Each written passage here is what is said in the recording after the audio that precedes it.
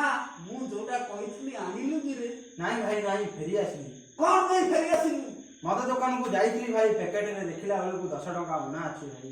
ଆରେ ମଦ ଦୋକାନକୁ ଯାଇଥିଲୁ 10 ଟଙ୍କା ଉଣା ଅଛି ବୋଲି ଫେରି ଆସିଲୁ? ମୁଁ ବଞ୍ଚି ପାରିବିନି ବୋଲି ତୁ ଜାଣିଛୁ ଝୁଣା। ନାଇଁ ଭାଇ ନାଇଁ, ତମେ ସେମିତି କେମିତି କହିପାରୁଛ? ତମେ ମରିଗଲେ ନା ମୋର ବି ପ୍ରାଣଟା ଚାଲିଯିବ ଭାଇ। ଆରେ ପ୍ରାଣଟା ଚାଲିଯିବ ହେଲେ ଆଜି ମୁଁ କେମିତି ବଞ୍ଚିବି, କେମିତି ଶୋଇବି ରେ ଝୁଣା? ନାଇଁ ଭାଇ ନାଇଁ, ତମେ ସେମିତି କୁହନି। ମୋ ପାଖରେ ଗୋଟେ ଖଣ୍ଡିଆ ବିଡି ଅଛି, ଚାଲ 2 ଜଣ ଆଜି ନଗେଇ ବଞ୍ଚିଯିବା। ଆରେ ଖଣ୍ଡିଆ ବିଡ଼ିଟା ନଗେଇକିରି ଆମେ ବଞ୍ଚିଯିବା? ହଁ ଭାଇ ହବ? ହଁ ଭାଇ ହଁ, ଆଜି ଦିନଟାକୁ ଆଡଜଷ୍ଟ କରିବାକୁ ପଡିବ। କାଲିକି କାହାଠୁ ପଇସା ଆଣି ମଦ ପିଇବା। କାଲି ଆଜି କେତେ ତାରିଖ ରେ ଝୁଣା? ଆଜି ହଉଛି 29 ଭାଇ। ଆରେ 1 ତାରିଖରୁ ଆମର ପଇସା ଆସିବ, ଆମେ 2 ଜଣ ମିଶି ପିଇକିରି ଦାଣ୍ଡରେ ଗଡ଼ିବାରେ ଝୁଣା, ଦାଣ୍ଡରେ ଗଡ଼ିବା। ହଁ ଭାଇ ହଁ, ଯେମିତି ଲୋକ କହିବେ ଯେ ଏ ଦିଟା ମଦୁଆ ଦିଟା।